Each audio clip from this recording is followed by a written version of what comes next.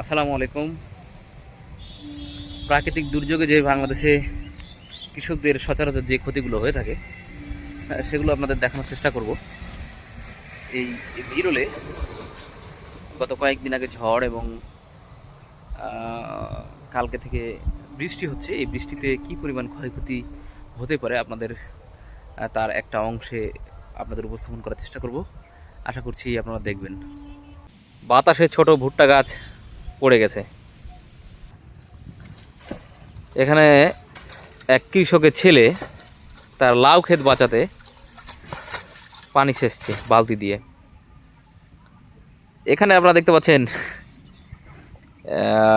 শশা এবং মরিচ গাছ কীভাবে হাবুডুবু খেলছে পানিতে, এবং সে পানি কিন্তু ব্যবস্থা করার মতো তেমন জায়গা হয়নি। আপনি দেখতে পাচ্ছেন একেবারে ধানের জমির পানি আর তার জমি সমান। কালকে থেকে পানি সেচছে, হ্যাঁ, পানি সেচার কাজ কিন্তু চলমান। আপনি দেখতে পাচ্ছেন কি অবস্থা। এই জমিটা সেচে পানির কিছুটা কমিয়েছে, কিন্তু আপনি পাশের জমিটা একটু পরে আবার সেচা শুরু হবে। পাশের ওই জমিটা আপনাকে দেখাই যদি, তবে আপনি দেখতে পাচ্ছেন আপনারা কীরকম অবস্থা। এটা কিন্তু বিরলের অবস্থা। আমি অন্যান্য জায়গায় জানি না কী অবস্থা, তবে এই বিরলে প্রচুর পরিমাণে কিন্তু সবজি চাষাবাদ হয়, এবং হয়তো এবছর ক্ষয়ক্ষতিটা অত্যাধিক বেশি হচ্ছে। কীরকম অবস্থা দেখছেন, এটা কিন্তু শশার চাঙ্গি, এটাও বীজের উদ্দেশ্যেই চাষ করা। আমরা যদি আপনাকে সামনে আরেকটু দেখাই,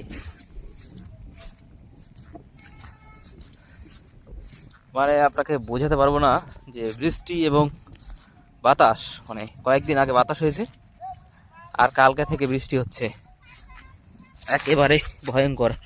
এই যে পড়ে যাচ্ছিলাম আমি, আইল দিয়ে হেঁটে যাচ্ছিলাম, দেখতে পাচ্ছেন এই যে গাছের অবস্থা, এবং চাঙ্গি ঝুলে পড়ছে। এটা সত্যি দুর্ভাগ্যজনক একটা অবস্থা। পানি এবং প্রাকৃতিক দুর্যোগ কিভাবে একজন কৃষককে ক্ষতিগ্রস্ত করে, এই মরিচের ফসলটা দেখলেই বুঝবেন। অধিকাংশ গাছেই কোনো ফল হয়নি। কৃষকের দাবি যে কিছুদিন আগে পচ্ছিয়া বাতাস হয়েছিল এবং প্রচুর প্রখর রোদ ছিল। সে সময় গাছগুলো সব কিভাবে কেমন হয়ে গেছে আপনি দেখতে পাচ্ছেন, সব কোঁকড়ানো কোঁকড়ানো পাতা। এই গাছটায় কিছু ফল আছে, কিন্তু পাতা দেখেছেন কি অবস্থা। আমি বলেছিলাম যে কৃষক সবসময় ক্ষতিগ্রস্ত প্রাকৃতিক যে কোনো ঘটনাতেই। অতিবৃষ্টি, অনাবৃষ্টি, ঝড়, শিলাবৃষ্টি, অর্থাৎ যে কোনো পরিস্থিতিতেই। এটাই তার একটা বাস্তব উদাহরণ। এই কৃষক কিন্তু আপনি যে বাঁশ দেখতে পাচ্ছেন, এগুলো মূলত নেট দিয়ে ঘেরা ছিল। এগুলো বীজের উদ্দেশ্যে তিনি এই কাজটা করেছিলেন, কিন্তু দুর্ভাগ্যজনকভাবে সেই ঝড়ে সে নেট উড়ে চলে গেছে। এবং আজকে আমি খেয়াল করছি যে আসলে ফল নেই বললেই হয়, যা একেবারে কৃষক মাঠে মার্ডার, আমরা যেটা বলতে পারি যে এটা এক ধরনের মাঠে মার্ডার হয়ে যাওয়ার দৃশ্য। এই জমি থেকে কালকে পানি সেচা হয়েছে মেশিন দিয়ে, এবং আজকে কিন্তু চাঙ্গি ভালো আছে। এই চাঙ্গি জমিতে মানুষ কাজ করছে, ওনারা স্বামী স্ত্রী ছেলে, এবং আশা করছি যে গাছ মারা যাবে না এবং কৃষক হয়তো উপকৃত হবেন।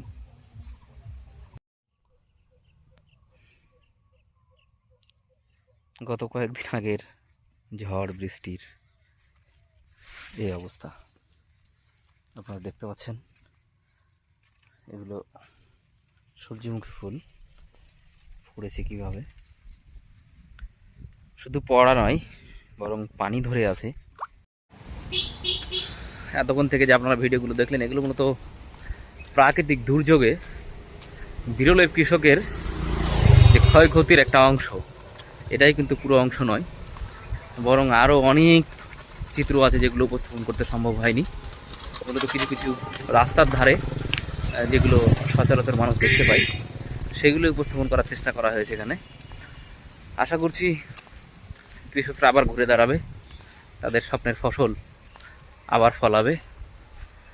আর আপনারা কৃষকের জন্য দোয়া করতে থাকবেন। যাদের সরকারি উচ্চপদস্থ কর্মকর্তা আছেন যারা, তারা অন্তত চেষ্টা করবেন কৃষকদের পাশে দাঁড়াতে, যাতে এই প্রাকৃতিক দুর্যোগে ক্ষতিগ্রস্ত হওয়া বা অন্যান্য দুর্যোগে বা দাম না পাওয়ার কারণে যে ক্ষতিগ্রস্ত হওয়া কৃষকদের পাশে দাঁড়ালে হয়তো আগামীর বাংলাদেশ হবে স্বনির্ভর, সুন্দর। আসসালামু আলাইকুম।